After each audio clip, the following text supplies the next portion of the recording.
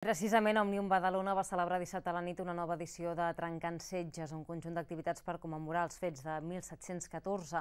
La jornada va comptar amb rutes guiades pel barri de la vila per descobrir com es vivia al segle XVIII i simulacions de les tropes que van participar a la Guerra de Successió.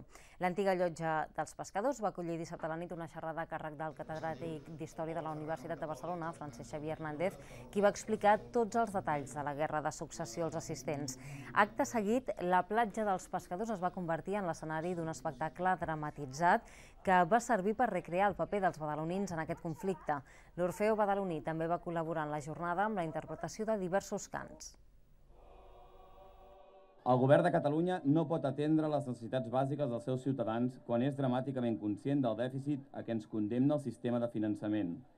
Cal, doncs, que totes les entitats i organitzacions cíviques i tots els ciutadans facin costat a aquesta reivindicació.